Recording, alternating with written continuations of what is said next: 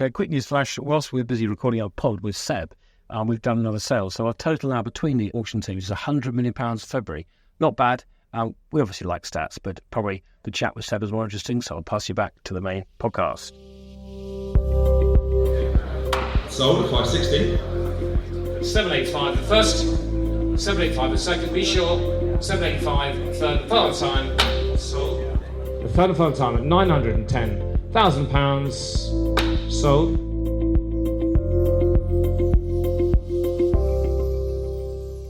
Welcome everyone to the latest edition of the Allsop Prop Chat. This is the politics and economics one with the budget coming up and an election. My name is George Walker. I'm joined today by my fellow auctioneer, Richard Adamson from Allsops, and today's special guest is Seb Verity, Head of Research at Allsops, and we'll introduce him in a second. So what we're going to do today is Richard and George will go through our review of our markets, where we're up to. We had a crack at predicting it end of last year, and let's see what's happened in January and February. Clearly, the election coming up, Seb is joining us today to tell us how the economy is and what space the politicians have for changing it, if at all possible, over the next 12 months. And then we will go through the feedback. We're loving our feedback from you fellow listeners. So that's what we'll do at the end of the pod. So Seb, let's just think that people know George and Richard. So what's the elevator chat from Seb Verity? What do I do? Who am I? What do I do? I'm the head of research now at Allsop, and I've got a brief that is quite wide-ranging, covering data, client reporting, market commentary, podcasts, presentations, a little bit of everything across resi and commercial. And your background? Law degrees. No. Someone said you did a Scottish law degree. I did a very useful Scottish degree. Yeah, law degree. I watched far too much Ally McBeal in the 90s and thought that would be a great career. So it was so useful you did it twice. So useful I did law degree twice. Yeah. The second one, to be fair, was City of London. It was a property valuation and law degree, so that was a little bit more focused and relevant to the career at the time. But yeah, it's good for lateral thinking and trying to find creative solutions to questions and situations. And you've done other research spots in the intervening? I have, yeah. I've done about over 10 years now in various research teams, pretty much all residential, but with a focus on providing clients with bespoke answers to questions, which in turn means having to create databases and underlying information to then try and answer that. So I'm always interested in questions, answers, and sort of lateral thought and arguments. And I think coming at research, real estate research, with that in mind, I'm always looking really for solutions and trying to answer questions. So the skill set I've kind of developed over the years is, I suppose, always being able to interpret what it is clients are trying to get at or prove. Because most of the things that, when I'm talking to a client anyway, what they're doing is trying to establish and prove something that they already know to be true, or are trying to hope to be true. Hope to be true. Hope to be true. But they require an external person to help validate that feeling or that data point or whatever it is, and help push that through either an internal or external decision process. And so I guess that's the ability to interpret what it is they want and translate it into evidence-based insight and then match those together. So I've developed, or had to develop, I guess, an appreciation of real estate data. Yeah. Not just taking it at face value, but actually trying to look under the hood of it and go, okay, where are you getting that number from? How is it put together? What's the sample size? Where's it from? Yeah, and so on and so forth. Kind of see myself as a full stack researcher, if that's not too weird a term to invent. Okay, we need to talk afterwards because we've got lots of data you haven't started we on did. yet. And I think a nice neat segue on for you, I suppose, is that George and I spend most of our careers trying to prove what we think to be true. Yeah. Yes, and we're right most of the time. Yeah, well, yeah, more often than not. So I mean, that's really interesting. Obviously, it's one of the first. It was first for a long time. We've had someone in our business that is specialising in that, and as a consequence, we've got much more data as well, rich data, certainly from the auction forum. And it's unique data, right? I mean, it's no other company. Yeah, absolutely. It's small-scale biodata, which is pretty unique. So 3,000 transactions a year between Richard and I alone. So it's pretty important stuff. On that note, I suppose we should talk about Yes. where we've been in the past few weeks or since we last did a podcast in terms of, we've had auctions, haven't we? So, Richard, you've had 2 auctions. I've had 1 auction. How did it start? How did the year start for you? Fast. Started fast. Really fast. Did you notice the break? No, I think someone called it Christmas Day and that was it, and back to it again. But no, we had an auction at the end of January, an inaugural one for us doing that by popular demand, and it was incredibly successful. It was a smaller sized auction, which we anticipated. Okay, despite the fact that they were. I mean, it was very regional, the auction, and we sold, it was only 13 million, which for us is quite small, but it was like 95% success rate, everything we had sold. So I think we had 5 or 6 unsold lots, so it was extraordinary. So there's a depth of buy there, and when I first started, it was don't sell in January because everybody's away. Not true. It's not true. People are bidding. It's remote worlds now. I think the times have changed. So great to have a January auction, and then we were straight on to February. So we had a 2-day auction last week, which we sold 261 lots, raised 51.5 million, and 85% success rate. So don't get me wrong, I think all agents in every sector have come back after the Christmas recess, more positive, the grass shoots and all those sort of phrases being thrown around. And I would agree with that. There seems to be more positivity out there. I haven't noticed, a flooding of buyers back to. Yeah, it is. It is. And it's that flight to quality. It depends what you've got. But there are more buyers in the market, not in huge numbers compared to the back end of last year, but they're starting to return. And we're getting slightly better prices again, depending on where you are. We've looked at a lot of the yields of ASTs and whatnot, and some of the yields even in the regions have pushed out since November, December time. Keep going. And then you look in London, and that's just starting to ease and settle back down again. So I think, we are starting to see a little bit of a shift, a bit of confidence, but don't get caught up in the market's back. And it's what did the general housing market do last year in terms of? It's a very broad brush approach in terms of capital growth. And was it a positive year ultimately after all the anxiety early on? Depends who and what you ask. It was significantly better than had been predicted. Yeah. I mean, there were some very outlandish predictions last year of double-digit price falls, which hasn't. And even Knight Frank said that. Yeah. I mean, Knight Frank and Savills particularly went big to an extent that hasn't ever happened really, apart from the post sort of great financial crisis. Was 0809? Yeah. And what actually happened was a lot more muted and less dramatic. I mean, we saw, depending on who you look at, again, ONS or things like Nationwide, 1 to 2% negative price growth by the end of December. And that's but nationwide though, so that's national figures, sure. Yeah. So none of the double-digit negativity, and in some regions positive, some negative. And the conditions weren't there for double-digit falls. I mean, we had credit available. It was just at suddenly larger prices than people were expecting, plus a cost of living crisis. So transactions fell off by a quarter, which was a far more logical response to those conditions. People weren't sort of fire selling assets for 10% less than they needed to. No, and I suppose another way of putting it is the market cooled, or the increase that we get year on year cooled. Correct. For once, rather than actually there being a fall, which might have felt like a fall to a lot of people. Correct. And probably actually looking back the last 5 years, there's probably very positive growth every year of those 5 years. 10%. Yeah. Because so people think, oh my God, it stands still, which is effectively a negative. It was akin to sort of 2013, 14, 15, the final ripples of the GFC. So you didn't get the big dip, GFC style, but you did get the trepidatious approach to the market thereafter. So not much movement. And our market was, we always have a February auction which is relatively small in the commercial sector. So I sell income producing commercial assets.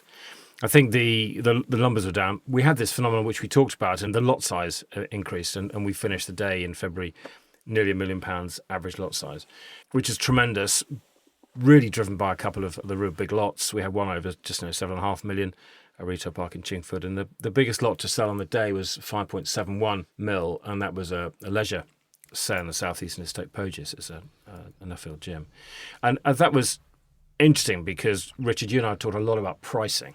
Get the pricing right, and people will come. And the client was a little bit negative on the property, and the valuers were quite thinking, well, they don't really trust the covenant. But in this location, it's within 10 miles of Heathrow, very, very, very, very long lease, 2050 on the lease. We priced it just under 4.5 and got 5.7 million. 11 buyer people. Profiles? Well, that's the joy of this market. I mean, we had 11 people sent us £50,000 for the privilege to bid, which obviously 10 got back. Buyer profile is really interesting. We get used to selling to high net worths, but I have never seen a list of the top 20, 30 buyers being sold so many businesses recently. One or two people have sold quite a lot of businesses, and they're just running to real estate to get that income. So it's either security as opportunity. In case of Stoke Poges was yield, great yield, finished up at 7.5% for 2050 income. So ultimately, theoretically, you can borrow a bit. So your 5.7 million is geared.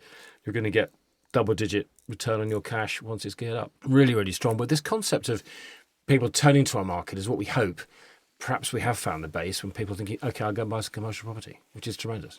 But in comparison to the last 6 months of last year, have you noticed any sentiment change, any shift in either pricing or increase in buyers or more sellers thinking, actually, I did nothing last year, things feel better, I'm going to sell now?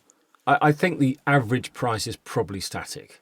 in an inflationary world where you've got sort of 5% inflation knocking, we are static. We're not seeing a lot of growth, except in the areas where people really want. So they're keeping the money in the bank or finding something they really, really like and going gangbusters for it. Dougie had a little builder's merchants under £1 million, and it was a very short lease, but it was where everyone thought the rent was very, very low. Guided at something like 7.5%, which is sensible, went for 4%.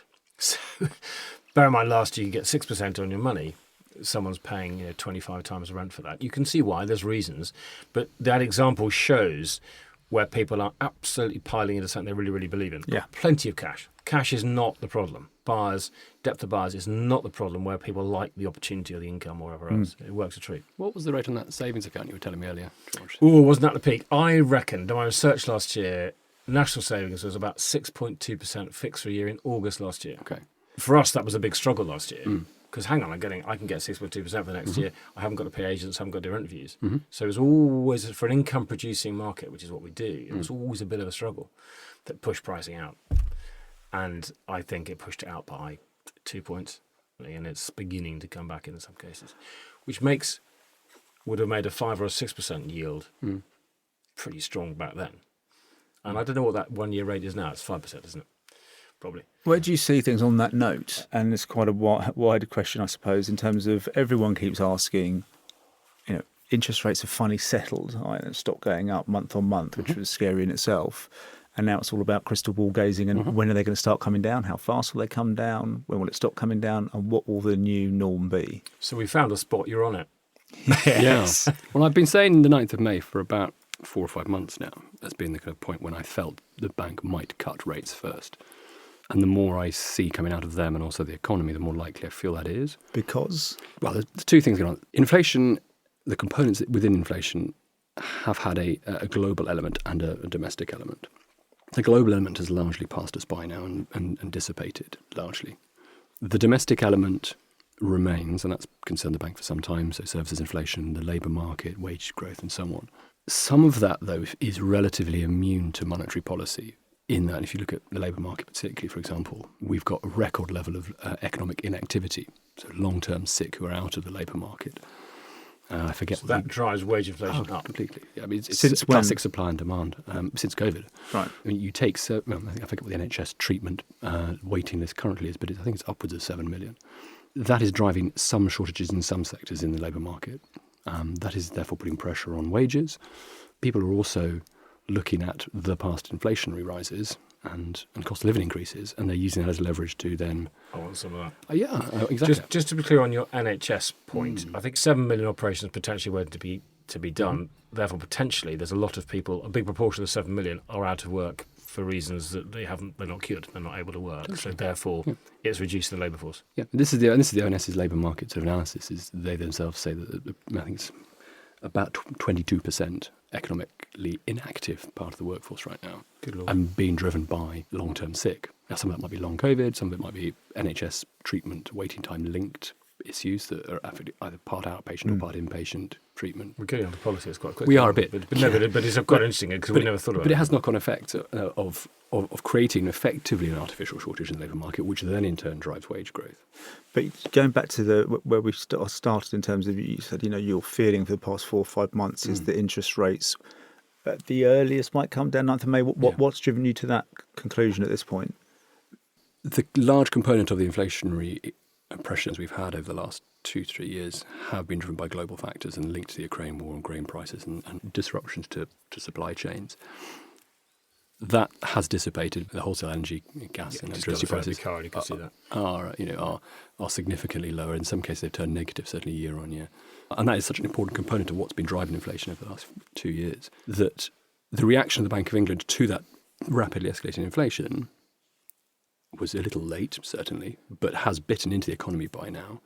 And therefore, their rationale for raising the rates in response to those global inflationary pressures has now gone. When we start getting down to inflation falling below 4% and down to the 2% that the Bank of England are now expecting come June or July time, that's soon, yeah. Having a base rate at 5 or more is, well, it's not the normal place for that to be, certainly historically, when you have inflation falling down to that level.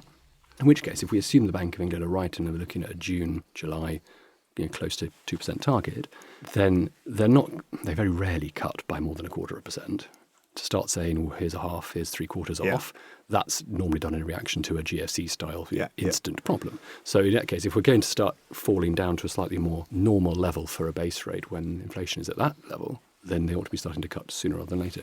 The fact that the Bank of England then doesn't meet every month but has little breaks every now and again, they don't meet in April, for example. It might have been logical, had they had an April meeting, to have a cut maybe following the budget in March and cut then.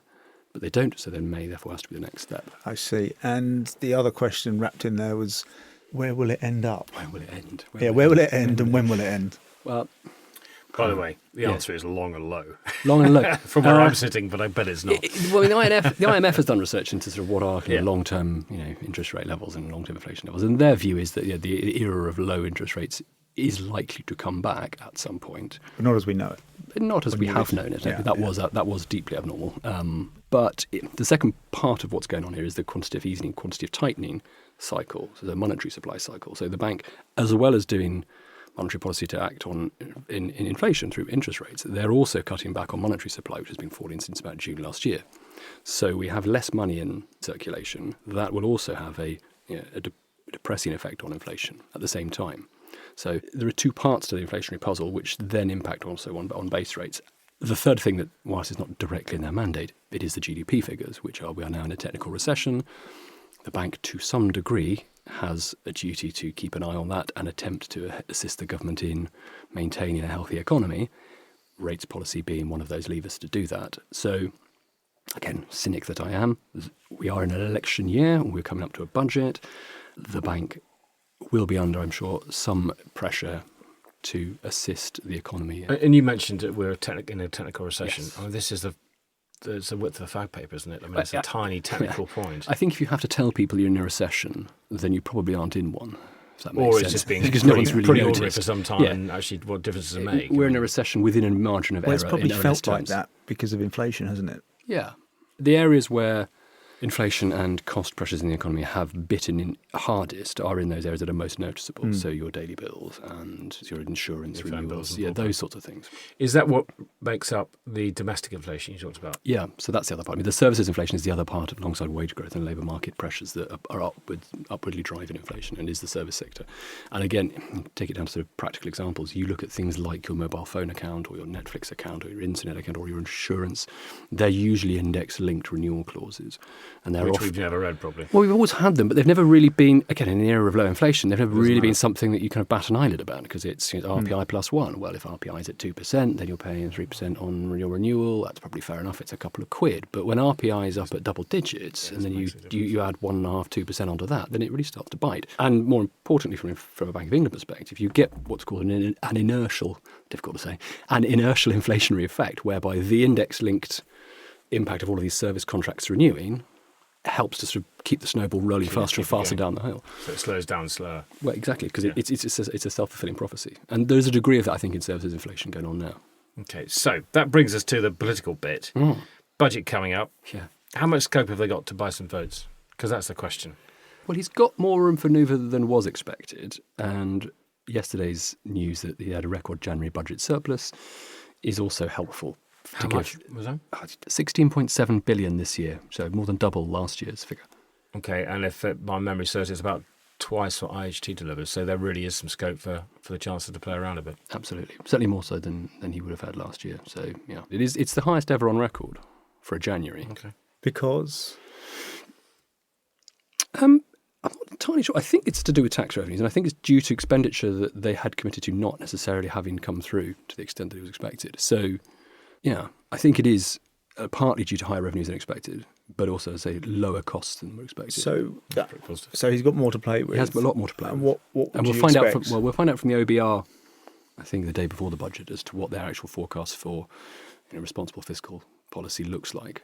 but OBR is the kind of government, that is the baseline, isn't it? They have to listen to the OBR. quango that was set up to avoid the government marking its own work, basically. Yeah. Or the Treasury marking its own work. It's the organisation that effectively forecasts the economy for the Treasury to effectively say, here's what the economy is going to do, here's how much headroom you're going to have, here's what your tax revenue is going to be. Okay, so you've got potentially income tax, inheritance tax, stamp duty, corporation tax, national insurance. Yeah. What's the sort of feeling where there may be a little bit of a chip? Because we all think he's going to chip something. Well, I think they're very conscious about the fact that they've frozen income tax thresholds, because that's been the single most sort of real-term hit on incomes. People's actual disposable incomes has been the freezing of thresholds. Revenue generator. Completely. It's absolutely smashed it. It is. So I think he will find it politically expedient and will probably have the room for a cut of the base rate of income tax, probably like a penny or something. That I think would go down well, certainly more so than any fiddling around on the fringes of IHT, for example, which, if you play around with inheritance tax, you just look from an opposing political standpoint as being sort of benefiting the wealthy rather than the masses. Tory donors, let's face it. Yeah. So I think, it's been an election year and an election budget. I'm assuming they are going to be fairly strategic about this. I would imagine that's probably not going to be a priority taxation policy. Yeah. I think it's quite telling that there was virtually no mention of housing in the Tory party conference last year, which you can contrast to the Labour conference, which was pretty much all about housing. Because elections are all about momentum, it wouldn't surprise me that if they start doing a lot more on housing this year in the lead up to an election. Now, whenever that is, I don't know. Some of that might be conditioned by the reaction to the budget. And would need to be something that we'd feel pretty quickly, I guess. It would do. So Which can only be stamp. It can only be a stamp duty thing, and or a new Help to Buy scheme, which has been talked about at both the conference and subsequently. More public money. Well, is it? Well, is it? Because Help to Buy technically, I don't think goes on the books because it's subbed out to Homes England, and I think it becomes an investment because they have assets to back it up. So actually, and it's also going to be repaid in full on disposal of the assets. So from a P&L point of view for the government, I it's don't not quite think as it makes a exposed. dent. SDLT is interesting because as agents, is what we are, any changes, you may take a rate off downsize as a simple concept, for example, that would free up the process to a degree and create turnover and opportunity. It would lubricate the market somewhat. I mean, the question around how many people are sitting in homes that they would sell to and are mortgage free with equity stored up in there that, for whatever reason, be it financial and or sentiment reasons, they're not keen to act in the market right now, might be freed up and brought into play by a stamp duty relief on downsizing. It's something that's been talked about for over a decade. It feels like a cast iron, gilt-edged Tory policy, both in terms of the voter base it would target, and also it's a tax liberalisation policy which you'd think has a Conservative with a small c written all over it. If they're going to do it, this would seem like the budget to do it.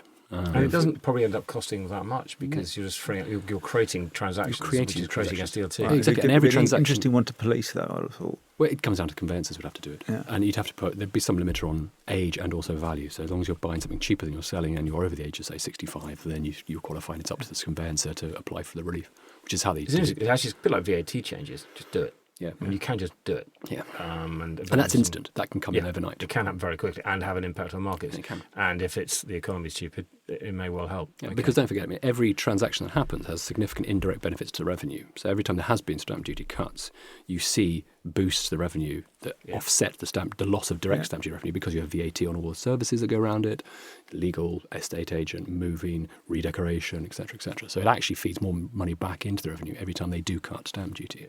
So we're in the residential commercial markets. Will the colour of the next government have much impact on our markets is the question. I mean, how much impact can it have?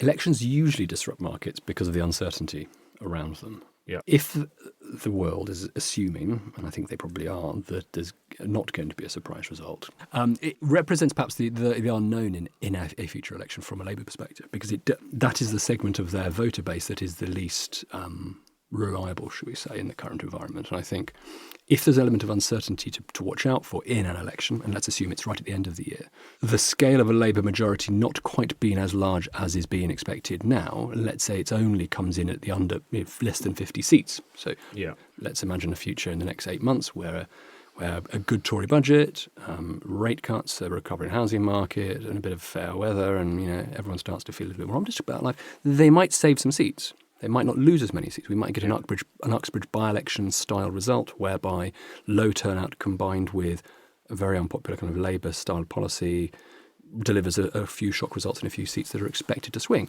In which case, the most uncertain and unlikely or surprising outcome currently, which would surprise the market, might be a very small Labour majority, one that you could say isn't a particularly safe one if they get into trying to do legislation in the next few years that is controversial, that they might not be able to you get a majority. You touched on it a moment ago in terms of, again, trying to draw it back into property, but and we briefly talked about this earlier, but the big P word, planning, and what impacts new government are going to have, if any, on that, and the delivery and the addressing of the housing shortage that's been going on for years and years and decades. Yeah. The planning system is a significant barrier to delivery, be that in London or Seb regions. looks down at this point thinking, what can I say? Yeah, It's hard, isn't it? Yeah, how long have we got?